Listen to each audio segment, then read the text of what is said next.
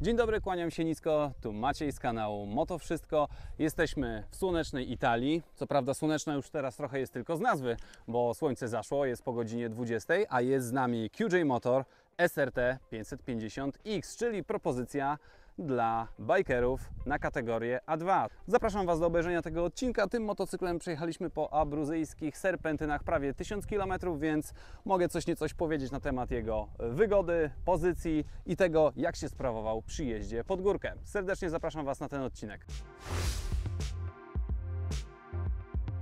Do motocykla robiłem dwa podejścia. Pierwsze nie było zbyt dobre, dlatego że wydawał mi się duży, ociężały. Mam trochę kłopot z nogą, jeżdżę w stabilizatorze, więc miałem trochę problem, żeby się na niego wdrapać. Natomiast jak już się wjeździłem w tą maszynę po tych zakrętach, na którym zresztą jednym z nich tutaj stoimy, no to było już zdecydowanie lepiej. Także drugie podejście było zdecydowanie lepsze. Przejdźmy w takim razie do wyglądu. Jak wygląda ta maszyna?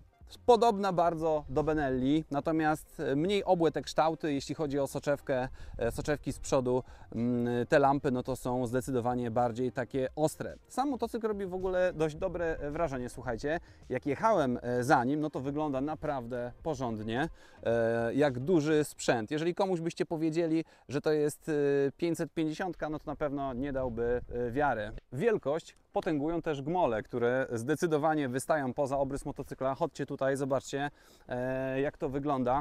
Wystaje to na tyle szeroko, że podczas jazdy można generalnie używać tego jako spacerówki. Jest bardzo duże, wygodnie z wyprostowaną nogą można pojechać. Dzięki temu, że one tak wystają, no to wszystko jest na maksa chronione. Oczywiście przy upadku i tak dostanie ciężarek i to miejsce, w którym jest przykręcany handbar, natomiast jest to skręcone porządnie. Widziałem, że poprzednicy, którzy testowali ten motocykl, również zaliczyli na nim glebę i nie będę ukrywał, my też parkingówkę żeśmy na tym wyjeździe zaliczyli tym motocyklem, natomiast nic mu się nie stało, lekko ten lewy gmol żeśmy pokiereszowali. Ale spokojnie, całość spełnia dalej swoją funkcję. Zobaczcie, jak ten motocykl wygląda z boku. Naprawdę jest to potężna powierzchnia i sporo plastików, także to potęguje jeszcze wrażenie tej wielkości. Tych plastików jest tutaj naprawdę sporo. Dziób, jak widzicie, solidny błotnik jest, także wrażenie robi. Chodźcie tutaj, zobaczycie, jak wygląda z boku ta puszka, o której już niecoś wspomnieliśmy. Wygląda bardzo podobnie jak we wszystkich innych chińskich motocyklach, natomiast bardzo dobrze brzmi ten motocykl. Jeżeli ściągnęlibyśmy mu kata albo coś tutaj pokombinowali, to naprawdę niezły dźwięk moglibyśmy z niego wydobyć. Z pasażerem oczywiście można jeździć, są sety, natomiast ja jestem wyznawcą jazdy solo i denerwuje mnie jazda z pasażerem i nie polecam Wam tym motocyklem jeździć we dwójkę, bo po pierwsze, jak dociążycie, będzie dużo ciężej, a po drugie, ta osoba z tyłu niestety na tej kanapie wygodnie nie będzie miała. Sam motocykl ma jeszcze w zestawie stopkę centralną, no, dzięki czemu będziecie mogli smarować łańcuch samodzielnie, jak będziecie na takim tripie. Więc to na pewno na duży plus. Chodźcie, przejdziemy jeszcze tutaj z tyłu, zobaczycie sobie, jak wyglądają światła. Oczywiście tak samo jak z przodu, no we wszystkich motocyklach są już LEDy. Kierunki są zwykłe, takie statyczne, nie ma tutaj żadnego pływania. Zwróćcie uwagę na pewno na ten błotnik, no trochę zerżnięty z BMW, ale generalnie swoją funkcję spełnia. Jadąc za tym motocyklem widziałem, że to tak nie płuży do góry, tylko generalnie na tym błotniku zatrzymuje się. Chodźcie jeszcze z tej strony motocykla, zobaczcie, jak wyglądają wszystkie dźwigienki. Jeśli chodzi o samą skrzynię i zmianę biegów, no to naprawdę jest dziwnie to trochę zrobione, dlatego że są bardzo duże odcinki do pokonania między jednym a drugim biegiem i nie do końca wiadomo, czy ten bieg nam wskoczył. Oczywiście na wyświetlaczu, który zaraz Wam pokażę, również się to wyświetla, natomiast jest to takie dla mnie niewygodne. Ja lubię, jak jest z większym oporem biegi wchodzą i jest trzask. Bardzo wygodny i duży pek. z którego oczywiście można ściągnąć tą gumową osłonkę, no i próbować jeździć w terenie. Natomiast ja chyba odradzałbym to dla osób, które dopiero zaczynają swoją przygodę z motocyklami, dlatego że ten motocykl według mnie jest troszkę za ciężki. Oczywiście doświadczeni bajkerzy sobie na pewno w terenie poradzą.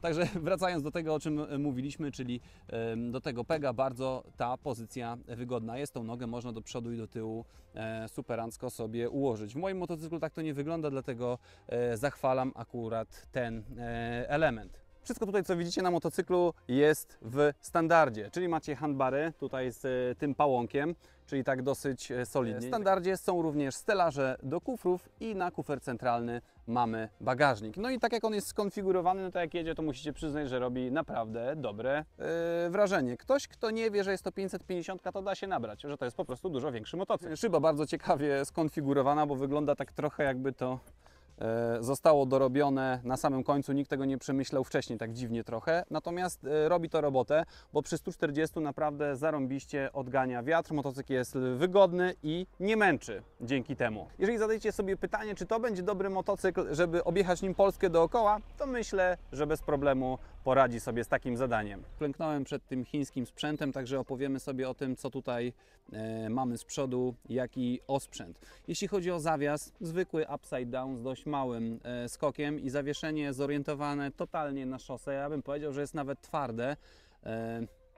Może jak ktoś bardzo chce, to oczywiście po terenie pojeździ, natomiast nie będzie to największa przyjemność i można kupić mniejszy motocykl, który po prostu będzie sobie lepiej w tym terenie radził. Także zawieszenie jest typowo szosowe i raczej nie sprawdzi się do jazdy w terenie. Jeśli chodzi o hamulce, no to podwójne tarcze z przodu 320 mm, oznaczone QJ Motor, czyli wyrób jest to chiński. Te heble nie są najmocniejszą stroną tego motocykla. Natomiast to, co dobrego o nich mogę powiedzieć, no to na pewno dozowanie. Żeby zahamować bardzo mocno, trzeba bardzo mocno wcisnąć klamkę. No, dla tych, którzy jeżdżą na trochę szybszych sprzętach, pewnie no nie byłoby to najwygodniejsze, tak? No bo te hamulce po prostu są takie o sobie. Jeśli chodzi o koła, no to tak jak w kilku ostatnich testach, w zasadzie to są felgi z jednej fabryki chyba w Chinach, bo one wszystkie są takie same w tych chińskich motocyklach. Szprychy są na zewnątrz, natomiast wiadomo, wygląda to bardzo ładnie. Jeśli chodzi o piec, mamy tu 554 cm sześcienne, 47,5 konia mechanicznego, no i 51 Nm. Tak jak powiedziałem wcześniej, no do spokojnej asfaltowej jazdy jak najbardziej to wystarcza. Oczywiście jak ktoś bardzo chce, to przepisy połamie, bo można jeździć oczywiście tym sprzętem dużo szybciej. 47,5 konia nie jest to oczywiście jakiś demon prędkości, natomiast dla takich osób, dla których przewidziany jest ten motocykl, to wydaje się, że to w zupełności wystarcza. Jeśli chodzi jeszcze o silnik, mam małe zastrzeżenia do tego, jak jest zoptymalizowana ta mapa zapłonu, dlatego że przy niskich prędkościach, jak się odkręci klamkę, jak się odkręci rollgas oczywiście i doda gazu, no to jest takie mocne szarpnięcie, jakby dodawanie gazu, od razu cała moc dostępna, nie? Więc to jest takie trochę dziwne, trzeba się do tego przyzwyczaić. Ja raczej jestem przyzwyczajony do gładszego nieco przyspieszania, więc tutaj może to być trochę zaskakujące. Chyba że chcesz dużo gazu i sprzęgło od razu, no to wtedy przypasuje Ci ta opcja. I teraz zobaczycie, jak to wygląda z perspektywy kierownika. Przekręcimy zapłon. No i to, co ukazuje się naszym oczom, jest trochę archaizmem niezłym, dlatego że mi generalnie przypomina taką grę, co wilk łapał jajeczka albo Tetrisa. No, LCD, wyświetlacz. W zasadzie można o nim powiedzieć tyle, że te najważniejsze rzeczy, które są potrzebne, to są. Mamy podziałkę dotyczącą płynu chłodniczego, dotyczącą pojemności paliwa, jaka jeszcze tam została, prędkości, wbitego biegu, tripa, total w kilometrach, no i oczywiście godzina. Także niczego wielkiego tutaj nie znajdziecie. Nie ma też żadnej mapy, no ale umówmy się, mając 50 koni, no to chyba nie ma takiej potrzeby. Niezbyt dobre wrażenie robi ten plastik tutaj. To jest taki no, najtańszy, twardy, który jak raz w to uderzymy, to pewnie jakiś tam ślad zostanie. Natomiast na pewno na duży plus jest ta ramka, na której będziemy mogli powiesić nawigację, więc w dość prosty sposób też będziemy mogli to zrobić. To już znacie z poprzednich motocykli, które testowałem. No niestety jest to bardzo słabo wykonana ta guma. Mam wrażenie, chociaż nie, ten motocykl ma przejechane prawie 2000 km, no i ona się jeszcze nie urwała. No ale jakbyśmy w błoto wjechali, deszcz by nam trochę popadał, no to pewnie tak by to wyglądało.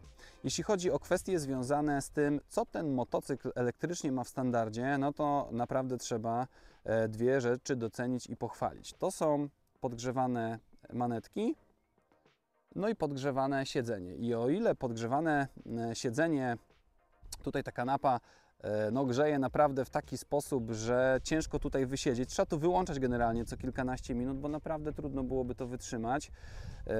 To grzane manetki działają zupełnie odwrotnie, czyli no, grzeją tak słabo, że jakby tych handbarów nie było, to pewnie ciężko byłoby tam jakieś 2, 3 czy 4 stopnie, to ciężko naprawdę byłoby wytrzymać. No i to jest nieco dziwne, bo wydaje się, że jakbyśmy dołożyli jakiś mały przekaźniczek i dołożyli kontrolę w taki sposób, żeby było, nie wiem, 1, 2, 3, czyli 3 grzeje najmocniej, 1 grzeje najsłabiej, no to naprawdę pewnie nie zwiększyłoby to kosztów, a byłoby zdecydowanie wygodniejsze. No i tak samo z podgrzewaną kanapą. Guziki oczywiście Wam znane, bo we wszystkich chińskich motocyklach one są dokładnie takie same.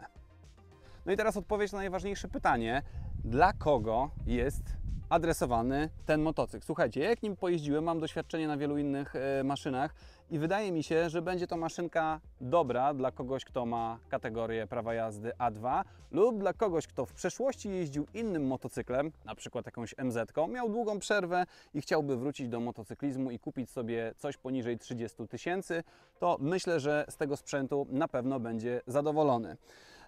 Motocykl w mojej ocenie, no w zasadzie w 100% zorientowany jest na szosę. Oczywiście są tutaj opony Metzellery, Turansy, które no, tak jak powiedziałem, 90% pewnie na asfalt, 10% na szuterek. Nie ma tutaj żadnej wystającej kostki, więc dość dobrze jeździ się po zakrętach i można tą oponę zamknąć. Jak już się wjeździcie dobrze w maszynę, to oczywiście będziecie w stanie to zrobić. Także jeśli chodzi o to, dla kogo jeszcze jest ten motocykl, no to raczej odradzałbym nim jazdę w terenie, bo jest po prostu bardzo ciężki i lepiej urządzać sobie na nim asfaltowe wyjazdy. Jeśli chodzi o dalsze podróże, no to bez problemu leci autostradą 140 i się nie męczy. Nawet całkiem nieźle przyspiesza.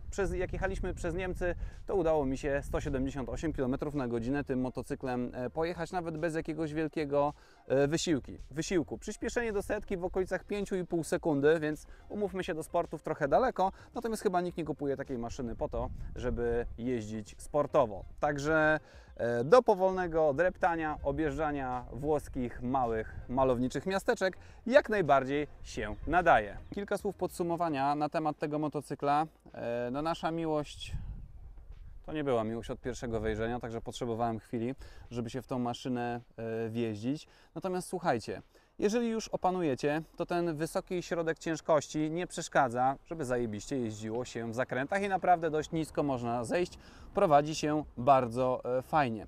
To, co mi w nim naprawdę przeszkadza, to jego waga. I słuchajcie, nawet zabranie go, jak stoi na tej bocznej stopce, postawienie go do pionu, no i jest pewnego rodzaju wysiłkiem i uważam, że kobietom byłoby ciężko sobie go zabrać z tej bocznej stopki. Natomiast jak dodamy te wszystkie minusy i kilka plusów, które wymieniłem w tym materiale, no to mając maszynę za okolice 26-27 tysięcy, no to naprawdę nie ma co narzekać. Jest to sprzęt, którym myślę, że po Europie bez problemu można jeździć. Oczywiście nie jakimś zabójczym tempem touringowym, 200 po autostradach, ale solidne 120-140 bez problemu tym motocyklem można jechać. Ja mam 1,83 m i dla mnie pozycja jest zarąbista, wyprostowana. Ten motocykl w ogóle mnie nie męczy, więc jeżeli macie w okolicach 1,80 m, na pewno bardzo wygodnie będzie Wam się jechało w wyprostowanej pozycji. Jeżeli adepcie motocyklizmu zastanawiasz się nad kupnem nowego motocykla i chciałbyś wydać w okolicach 25 000, to w mojej ocenie na pewno będzie to rozsądny wybór. Co oprócz tego motocykla na rynku chińskiego? Na pewno jego konkurentem jest Watch. 525 DSX, którego też zresztą testowałem. Napiszcie w komentarzach, co myślicie o tym sprzęcie, czy dysponując budżetem 26-27 tysięcy złotych i chcąc kupić nowy motocykl, czy kupilibyście Kujota motora i czy dalibyście mu szansę, czy bardziej szukalibyście czegoś używanego. Serdecznie Wam dziękuję za dzisiaj. Jesteśmy w takiej półsłonecznej Italii, więc żegnam się z Wami po włosku. Ciao bambino. Do zobaczenia w następnym materiale. Zostawcie oczywiście lewą łapę w górę i dajcie znać, co myślicie o tym sprzęcie. Do zobaczenia. No i oczywiście nie zapominajcie o pozostałych materiałach. Tutaj po tej stronie wyświetlą Wam się następne propozycje do obejrzenia. Dziękuję. Ciao. Do zobaczenia.